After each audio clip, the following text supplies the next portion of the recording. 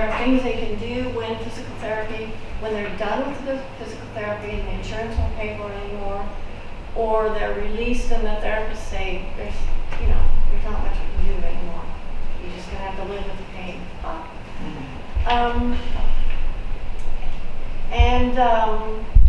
Just because I love shoulder stuff, so here I am. I'm kind of nerdy about anatomy, and I have over 20 pages of notes here that I'm going to refer to a lot. I hope that you guys are interested in the anatomical stuff, because we're going to go into detail. You saw the pictures there. And then we'll take a break. Anyone's welcome to go use the restroom if you need to.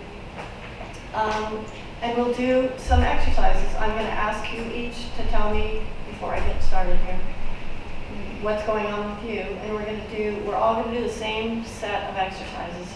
It's just the beginning. It's like the tip of the iceberg of the things that you can do to help yourself at home. And then if you need more, you can come see me. Okay? So let's start here and tell us your name and why you're here and what's going on. I'm Chelsea. I'm here because I'm a massage therapist.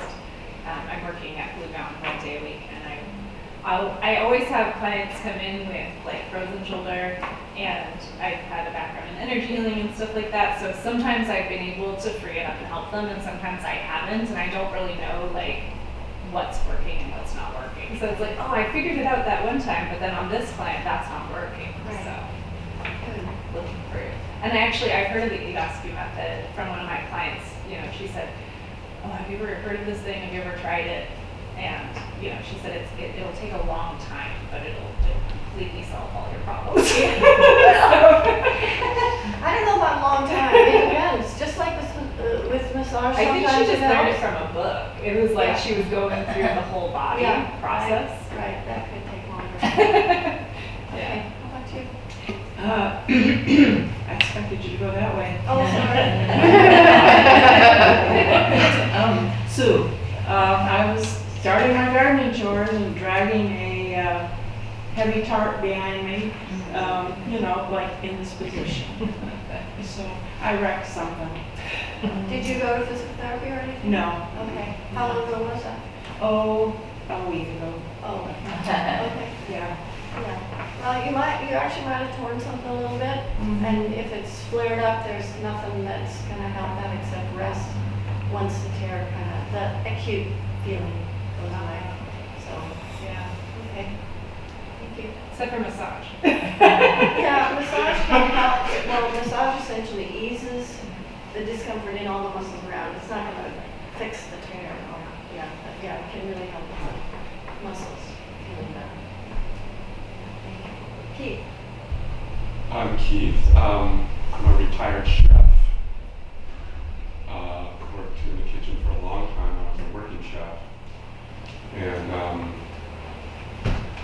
got out of balance doing that right-handed for years and years and years. Okay. And overcompensated, I think, with this shoulder. So I don't know, sometime in December, I think I messed this shoulder up. I think I have a tendonitis in my bicep. Okay. And So you haven't had a diagnosis, but I have. Oh, you have. With a physical therapist and at North Olympic. Okay. Are you done with therapy now? Yeah. Okay. I go once a week. Okay. So Okay. I just want to learn more about self-care Yeah. in general. Yeah. Okay. Thank you. Sure. How would you like? So I've had over a year that I've had shoulder pain. I mean, right now it's not bad, but it's pretty persistent, and it's kind of not here. It's more in here. So yeah, I'm learning about where it is and what it is. Did you have a diagnosis or physical Oh therapy? gosh, I did a lot. I did physical therapy. I did acupuncture. So, but did the doctor tell you you have impingement syndrome? You know, it's been or- over a year. Oh, you don't remember? Yeah. Okay. So some of that stuff helped. Yeah, it's much better, but yeah, it's definitely still gone away. Yeah. Okay. Thank you. Sharon. I had an injury to my right shoulder about 8 years ago. And it is a lot better, but it was diagnosed as some tears and whatever, here and there, anything, they couldn't operate on it. Okay. So just over time in yoga, it's gotten better, Mm-hmm. but one side is so different than the other. Yeah. So I'm just curious, and I want to just maintain good mobility As long as you can. as long as I can. Yeah. Thank you. How about you?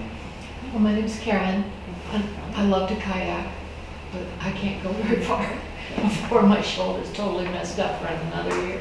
Oh, gosh, yeah. And so I've been through lots of physical therapy and chiropractic and acupuncture and massage and all kinds of Yeah. stuff. Did you ever have a diagnosis too? No. Okay. And so I've done a lot of exercises and had some improvement, but I always go back. I'm too enthusiastic, and my shoulders pay the price. Yeah. Yeah, you know, if you did pressure therapy, you could try to skin without pain. I guarantee. Okay, I'm in. Okay.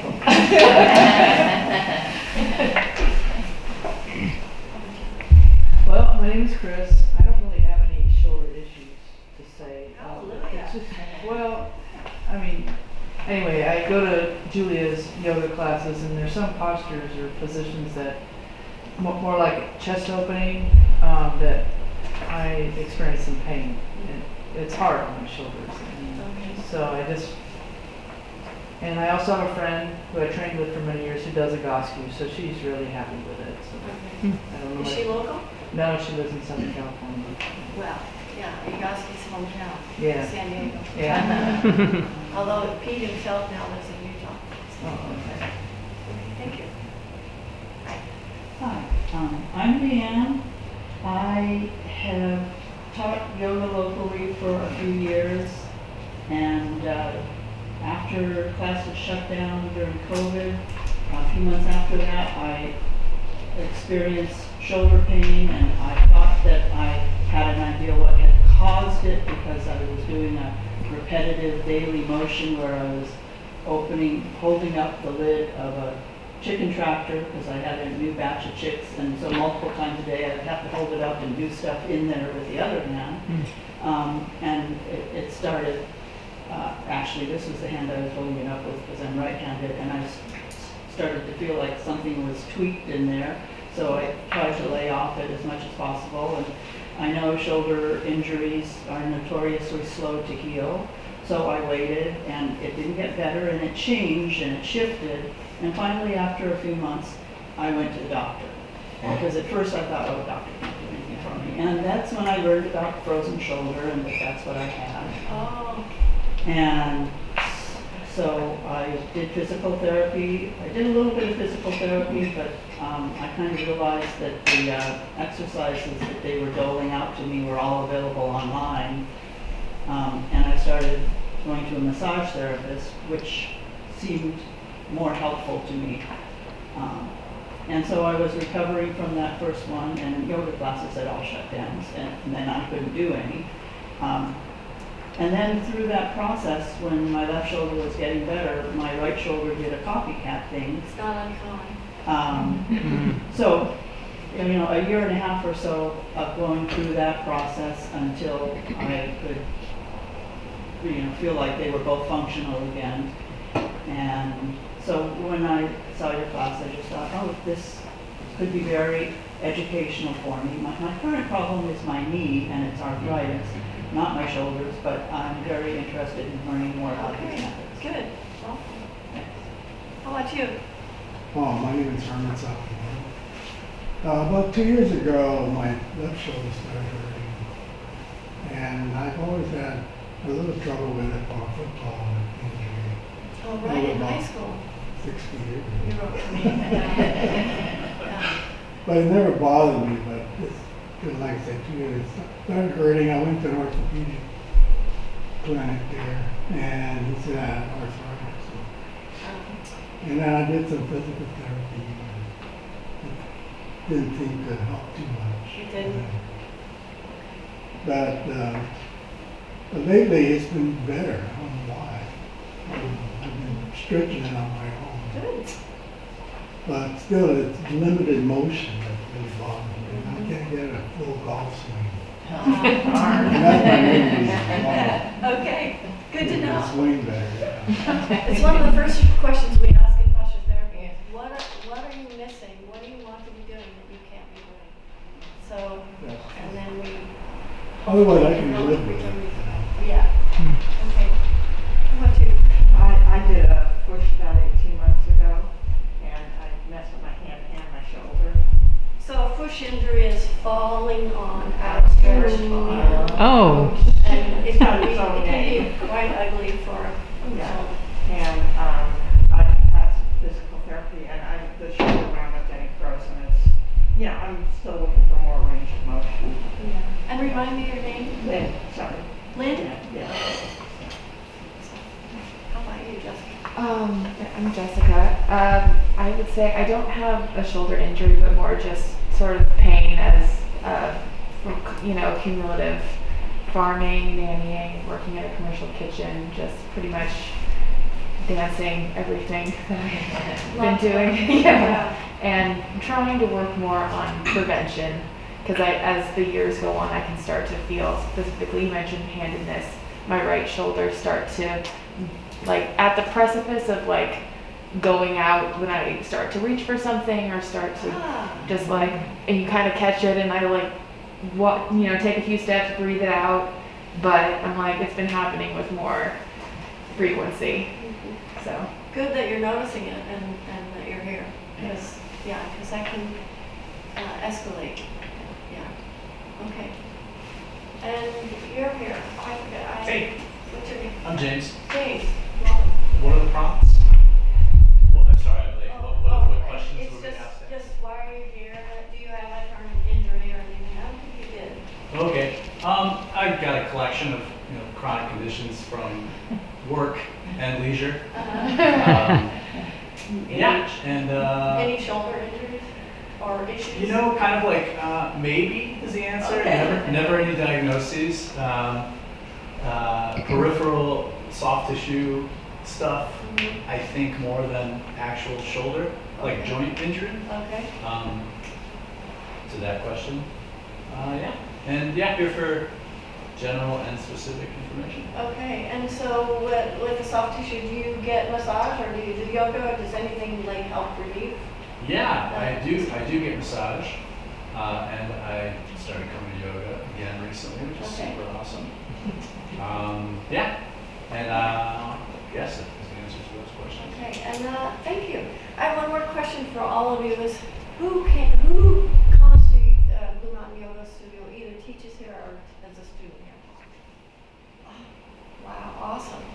Well, thank you. Julia has just been a gem in letting me rent the space for this and putting the word out for me. And all of my clinics that my clients that I invited here, well, I got something going on. No, I'm like, oh, everybody's gonna think I don't have any clients. So Cynthia is one of my clients, a dear friend. She's here to help me. She's recording it so that I can see how I do. I've given talks before, but I've never thought to record them and kind of check it out. And she's a Pilates instructor at Perfect Balance. And I'm really grateful to have her help today. She's going to prompt me when I forget something. So my goals are to teach you about the anatomy of the shoulder, and I just gave you the pictures to look at. I don't think there wasn't enough printouts, and Right. these are not going to cover all of what we go over, but they'll cover some, so you can look through that as I start talking. And I'll also talk about the various shoulder dysfunctions that some of you have described and some of you might not be familiar with. Show you how a functional shoulder is meant to move, and then I'm going to talk about the difference between physical therapy and plastic therapy, because I would say everyone who has a shoulder issue, goes to a doctor, is sent to physical therapy. It's the first thing that happens. And whether that works or not, that's where they go. And then they might get a cortisone injection, depends on the kind of injury. And then if it's really bad, they might get surgery. They might do a partial replacement, they might do a rotator cuff tear, they might do what they did to mine. So those are the options. And in posture therapy, it's really different. So we'll go over that. I'm going to have you do, this will be towards the second, moving to the second half of the workshop, do a few things to help demonstrate what I've talked about in terms of why your shoulders are not functioning well, and a few simple things you can do to start helping them make work better. And then we'll do the few exercises that I have lined up. Okay? And I have to refer to this a lot, so forgive me for doing that, but I'm nearing 70 now, and I don't remember everything like I used to. So we're going to take a look at the bones, the joints, the shoulder joints, which is actually 4 joints, not just this joint. The glenoid cavity, which is where the socket where the joint sits, and the bursa. We're not going to look very closely at those because my skeleton doesn't have them. And the muscles that are involved in moving the shoulder or that are affected by the shoulder movement, and the ligaments, of which there are a gazillion, I can't even remember the names. So most of you are familiar with your collarbone, clavicle. There's one on either side, meets in the center of your sternum.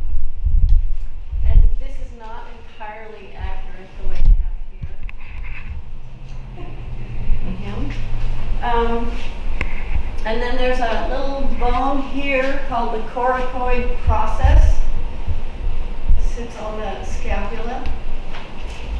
And then the acromion comes across the back of the scapula. You may want to look at your handout. There's a great diagram of there's this. a diagram of You can this. follow along. And I should have actually put the listed these in different order, because the scapula is where a lot of these little parts are. So the scapula is this part here. You guys are familiar with the wingy scapula in your back. And on it sits the socket, which is called the glenoid cavity. And that's where the head of the humerus goes. And across the back of the scapula, this is called the acromion.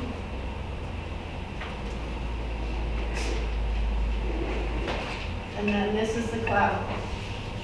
Okay, and then the joints are the acromion joint is here where the clavicle and the acromion meet.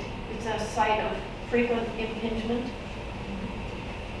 And then, I think he's going to fall apart a little bit. And this is considered a joint, and I think this is the one that So are you on page 5 now? I'm on page 4 still. Page 4, thank you. This is the one joint that's the only bony attachment of the upper extremity. So, to the shoulder. So in other words, right here is the only place that the shoulder attaches bony, bone to bone, on the body. The other attachments are muscular. Okay? And then this is called the glenohumeral joint because it's the glenoid cavity and the humerus. So they call it a glenohumeral joint. And I went over the AC joint there, and the scapular thoracic joint is not really a true joint, but they do count it as a 4 joint. That's a muscular connection where the thoracic muscles on the back connect to the scapula. And we'll go over the muscles in more detail. Okay? So a lot of times we think of the shoulder as just this part of our body. You know, we don't connect it to the scapula and the collarbone and realize that all those things affect how our shoulder feels. And then the muscle part is Amazing, the connection. Okay, so, yeah, that was also on page 5, Cynthia. So the glenoid labrum is kind of a cartilage. So the scapula, it's like the ratio of the head of the humerus and the scapula is 1:4. So the scapula is pretty small. You could think of a golf tee and a golf ball. And so the head of the humerus is much bigger than the actual scapula, glenoid cavity. So there's a lip, they call it the labrum, that goes around the glenoid cavity and helps keep the shoulder nestled in there. It's an inherently unstable joint, and so that helps, and then all the muscle connections are going to also help. So it's kind of a cartilage joint, cartilage, articular cartilage, they call it. And we're told that cartilage degenerates because of normal wear and tear, and that's true. So, and then we're told that it will never regenerate, because once you lose it, you lose it, but that's not true. And there's not enough research to prove that. But we in posture therapy, we've been with clients who come in with their bone on bone, say on the knee, you have no more cartilage. They do posture therapy for a year, they go in for an x-ray, there's space between their bones, they do some, if they check it out, there's some cartilage has regenerated. There's no reason for it not to regenerate, but it regenerates very slowly compared to other tissues. So I can't speak from that like personally and professionally. I can say I've seen that, but in my education, that's what we're told. So this is called a joint capsule, where it's where the four rotator cuff muscles connect, and their tendons become a tendinous capsule. It completely surrounds the joint on 3 sides. The bottom is not covered, and that's one reason when you raise your arm, if a lot of us can't, you can actually feel the ball, the head of your humerus. You can feel it because the joint capsule is not covering that. To press in there, it's not comfortable to. It's like right in the center of your armpit. So it's not injured that often, but Fuchs injuries, when people have fallen that way and then landed on things that are just, it's not a good injury to get. So frozen shoulder is essentially when this capsule freezes, and it freezes due to inflammation, trauma. It gets traumatized somehow, either from, it's bizarre, from lack of use or overuse. And it can start to freeze up. And that means it's called adhesive capsulitis, and it means it's like scar tissue. It develops just this, if you think of the way tissues normally go, if you looked under a microscope, the fibers are pretty nicely laid out, but when you get scar tissue, it's haphazard, and that's what ends up happening. And so with frozen shoulder, they either just let it stay, you get massage, you might get Graston therapy, or I forget the name of the other one, it's a Chinese, that helps like remove the toxins. Wash out, yeah, thank you. And then there are therapists, when I worked at Peak Performance Therapy, Aaron would break the adhesive tissues, and you could hear it, and the clients did not scream, so I assume it wasn't as painful as it sounded, but they could recover from that slowly. But I guess it might be dependent on whether the client was willing to have me do that. I don't really know. So, and then there's several bursa that nestle in various places between bony surfaces or between bones and tendons, and that just basically protects the shoulder from normal movement. The bursa can get inflamed, it's called bursitis. It gets inflamed by, again, a Fuchs injury or a blow, some kind of inflammation. and then it swells up, and so then it starts to inhibit the shoulder, and then you get some kind of impingement. It kind of snowballs. So now we're going to talk the muscles of the rotator cuff. The rotator cuff is Excuse me, these are on page 6 if you want to look at the detail of the. The rotator cuff is essentially what the four muscles that hold the shoulder together. There's a lot more involved in its movement, but those four muscles. And did you find the picture, Herman? Okay. So the supraspinatus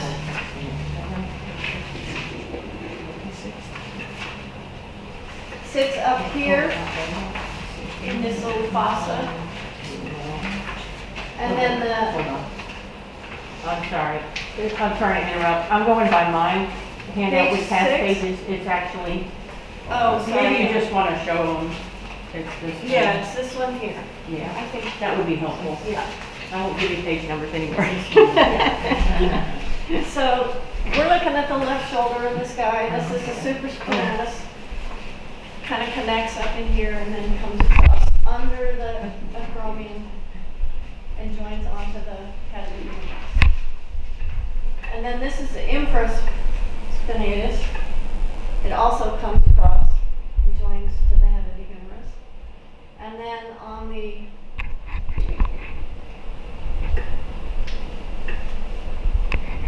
back side, there's the subscapularis.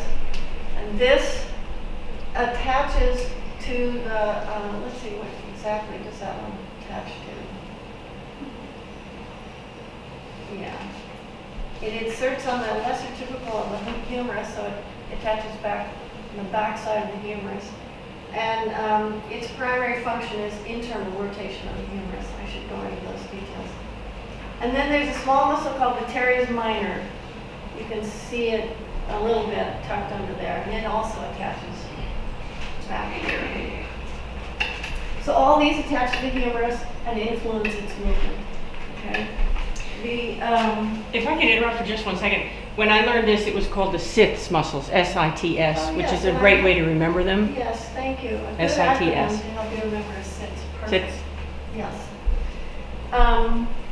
So injuries to any of these muscles can cause tears to the tendons, shoulder impingement, and you can get, of course we know all about the various injuries, traumatic injury, overuse injury, lack of use injury. And then once you develop, say, an impingement, then you're likely to develop a tear.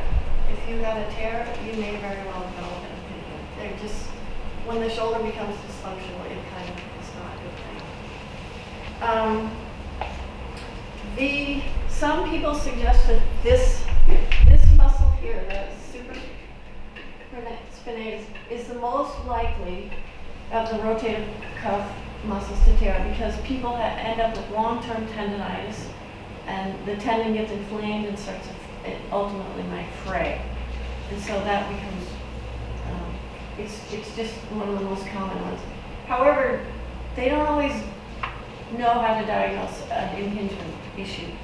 They might not even say which ones and what's going on. They just say you have impingement syndrome. And sports injuries are the most common reason for this one to tear. It rarely tears without other muscles to tear. And the least likely to tear is that little teres minor, the little one that kind of tucks up under this one. It's not shown here, but. And then the subscapularis, it's the same as the others in that it's most likely to tear from injury. It can be real problematic because it's tucked up under, and it's hard to get to in massage, and it can be just a real pain. So one of the things I say here is that the shoulder anatomy is designed to make it as stable as possible, especially given its amazing range of motion. Has the most range of motion of any joint in the body. And it's like 180 degrees this way, 90 degrees, excuse me, 180 degrees this way, 90 degrees external, you know, it's just got pretty amazing. None of our other joints. You might think the thumb is that, but it's not quite that. But when any of these muscles are problematic, it's going to make the whole shoulder dysfunctional, and it's going to affect the rest of your body, including the other shoulder. Because when we start to favor one shoulder, the other shoulder either gets tense or gets overused or changes position. Okay, and then we're going to look at the back muscles. And this doesn't really, is not going to help me very much with that. So make sure you have your picture here, which is this one here.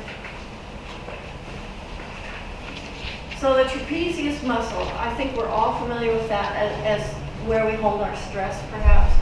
But it's a giant muscle. It goes all the way up from the neck all the way down. It wraps around the front of the clavicle, attaches the front of the clavicle. And then there are three different types of fibers. So these are called the upper ones that come down the neck and across. And then there are, they call them middle fibers that go horizontally across our back. I'll just show them here, even though there's no muscles. They go horizontally, and then they call them the lower fibers, run diagonally up. So the main function of the upper ones are to elevate and upwardly rotate the scapula. So to elevate, so that we use these trapezius muscles to elevate the shoulder, basically. So it elevates it this way. And the middle ones are to help abduct the arm. And the lower fibers are aid in the upward rotation, and also they help depress the scapula, bring it down. Okay, and then the lat muscles. Are you guys familiar with latissimus dorsi muscles? It's just big, broadest muscle in the back. It's actually the broadest muscle in the body. So it's a key muscle that connects basically it connects the whole back here, and even all the way down the opposite spine to the fascia, to the humerus. That's pretty amazing when you think about it, right? I mean, there's this little attachment on your humerus that's attached to this giant muscle that goes down all the way down your back. Do you guys see that? Maybe I didn't have a humerus, lat picture, did I? No, you Yeah, didn't. it's right here. Yeah. It's a small one. Oh, it's small, yeah. But I mean, it's just this giant muscle that attaches to all these vertebrae. T7 through L5. And then if you look at the lat, actually, it's got a bunch of fascia that comes down and attaches here. So we'll go into this more, but if your left hip is